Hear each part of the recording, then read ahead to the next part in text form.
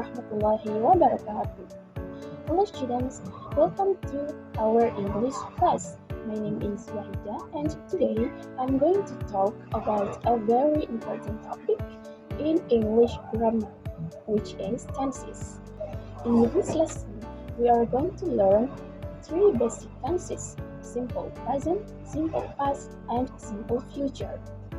In this video, I will explain the meaning, the use, and the keywords, or give you easy examples for each tense. At the end, you will also try a short practice and a mini quiz. So, make sure you listen carefully, take notes, and repeat after me when needed. Are you ready? Let's get started. Okay, before we enter the material, we have to know what is tenses and what does it make important. So, tenses are verb forms that show the time of an action, whether it happens in the present, past, or future. Bahkan, kejadian yang sedang berlangsung sekarang pun termasuk tenses, yaitu simple present continuous tense. They are important because they make our sentences clear and easy to understand. Nah, sebelum itu, dalam bahasa Inggris ada yang disebut dengan kalimat nominal dan verbal. Kalimat nominal adalah kalimat yang tidak menggunakan kata kerja, tetapi menggunakan to-be seperti am, is, are, was, were, and be sebagai pengganti kata kerja. Sedangkan kalimat verbal adalah kalimat yang menggunakan kata kerja atau verb. Okay students, let's begin with the simple present tense. We use the simple present tense to talk about habits, daily routines, general truth, and facts. The formula is very simple. For verbal sentence, subject plus verb 1 and we add es or s plus object. For nominal sentence is subject to be and is are plus object. Nah, untuk time signalnya atau keterangan waktunya, simple present umumnya menggunakan every day, every morning, every night, every week, every month, every year, usually, always, often, sometimes, and etc. Now, listen and look at these examples. Amir goes to the mosque every Friday. Amir pergi ke masjid setiap hari Jumat. Nah, ini adalah kalimat verbal yang dimana menggunakan kata kerja go. Tapi, mengapa kata kerjanya berubah menjadi goes? Nah, setiap kata kerja yang bertemu dengan subjek she, he, and it, maka kata kerjanya harus ditambah s or es. Lalu, kapan kata kerja itu ditambah s dan kapan kata kerja itu ditambah is? Untuk penambahan s pada kata kerja yaitu ketika sebelum akhir kata pada verb menggunakan huruf vokal atau vowels. For example, kata play. Sebelum huruf y ada huruf a yang merupakan huruf vokal. Jadi kita bisa langsung menambahkan s di belakang y menjadi plays. Sedangkan untuk penambahan is yaitu ketika akhir kata pada verb menggunakan huruf ss, sh, ch, x, y, and o. For example, kata watch, akhir katanya adalah ch, maka kita bisa langsung menambahkan es di belakang menjadi watches. Okay, now we back to an example. Amir goes to the mosque every Friday. Nah, ini merupakan kalimat positif. Nah, sekarang kita ubah kalimat tersebut ke kalimat negatif. Remember, when we use simple present and we change our sentences menjadi kalimat negatif, maka kita menambahkan do atau does. Nah, kapan kita menggunakan do dan kapan kita menggunakan does? Untuk penggunaan do, kita bisa menggunakannya untuk subjek I, you, they, dan we. Sedangkan untuk penggunaan does, kita menggunakannya ketika menggunakan subjek she, he, dan it.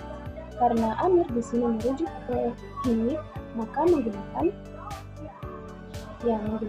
does dan ditambah dengan not karena ini merupakan kalimat negatif. Nah, jadi Amir does not go to the mosque every Friday. Nah, sekarang kita ubah kalimat tersebut menjadi kalimat pertanyaan. Gampang sekali. Kita hanya memindahkan does itu ke depan dan menyusul Amir go to the mosque every Friday. Contoh yang kedua yaitu she is a nurse. Nah, ini merupakan kalimat nominal karena tidak menggunakan kata kerja, melainkan menggunakan kata kerja bantu seperti is. Karena pada kalimat ini tidak menggunakan kata kerja, maka kita tidak perlu menambahkan do atau does. Kita hanya perlu menambahkan not setelah is. Menjadi she is not a nurse. Dan untuk kalimat pertanyaannya, karena kita memindahkan is ke depan lalu disusul oleh she a nurse, maka kalimatnya menjadi is she a nurse. Now let's move to the second tense, simple past tense. We use the simple past to talk about actions that happened in the past and already finished. The formula is for a verbal sentence, subject and verb to plus object. For a nominal sentence, use subject plus to be, was, were plus object. Nah, simple past ini selalu menggunakan kata kerja bentuk kedua atau verb to dan tidak melakukan penambahan s or es. Untuk time signalnya ada yesterday, last night, last week, last month, last year, 2 days ago, a week ago, a month ago, just now, this morning, and etc. For example, my friends studied math seriously last night. Nah, ini merupakan kalimat verbal karena menggunakan kata kerja study dari kata study, and study. Nah, khusus untuk simple past, ketika kita mengubahnya ke dalam bentuk negatif, maka semua subjek bisa menggunakan did. Sekarang kita ubah ke dalam bentuk negatif. Jadi, my friends did not study math seriously last night. Dan seperti biasa, ketika kita mengubahnya ke dalam bentuk pertanyaan menjadi did my friends study math seriously last night? Sekarang kita pindah ke contoh yang kedua, contoh simple past yang kedua, yaitu we were at the home yesterday. Nah, yang menandakan bahwa kalimat tersebut merupakan simple past dilihat dari time signalnya dan kata kerja atau to be yang digunakan. Karena di sini kalimat ini menggunakan were, artinya ini merupakan kalimat nominal. Nah, sekarang kita ubah ke dalam bentuk negatif menjadi we were not at home yesterday. Dan untuk kalimat pertanyaannya menjadi were we at home yesterday? Okay, now we move to the second tense is simple future. We use this tense to express plans, predictions, or anything that will happen in the future. The formula is for the verbal sentence, we use subject, will plus verb 1. For nominal sentence, we use subject, will plus be plus object. Untuk time signalnya sendiri ada tomorrow, the day after tomorrow, next week, next month, next year, next Sunday, soon, later, someday, tonight, and etc. Nah, untuk simple future ini harus selalu bertemu dengan verb one atau kata kerja pertama. Tidak boleh menggunakan kata kerja kedua ataupun ketiga dan tidak melakukan penambahan s atau es. For example, they will visit him tomorrow. Nah, ini merupakan kalimat passive dan kalimat verbal karena menggunakan kata kerja visit. Sekarang kita ubah kalimat tersebut menjadi kalimat negatif. Kita hanya perlu menambahkan not setelah will. Menjadi they will not visit him tomorrow. Untuk kalimat pertanyaannya menjadi will they visit him tomorrow? Contoh yang kedua ada she will be a doctor someday. Ini merupakan kalimat positif dan kalimat nominal karena tidak menggunakan kata kerja dan menggunakan be sebagai pengganti kata kerja. Untuk kalimat negatifnya sama seperti contoh yang pertama tadi. Kita hanya perlu menambahkan not setelah will. Menjadi she will not be a doctor someday. Dan untuk kalimat pertanyaannya, will she be a doctor someday? Nah, untuk simple past, di kalimat positif dia menggunakan kata kerja bentuk kedua.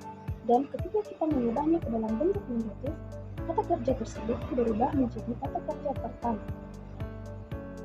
Karena sudah ada kata di untuk menandakan bahwa kalimat tersebut merupakan simple past atau telah berlalu. Okay, before we end this lesson, let's try a short quiz. Choose the correct answer.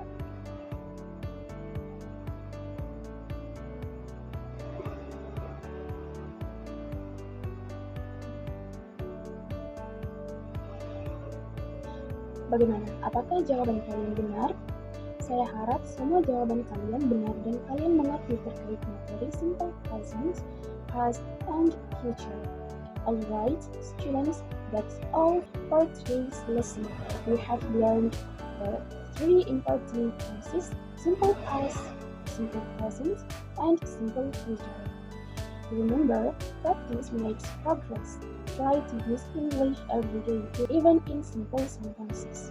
Thank you for watching. Don't forget to like, comment, and share this video. And keep learning English with me. Bye-bye.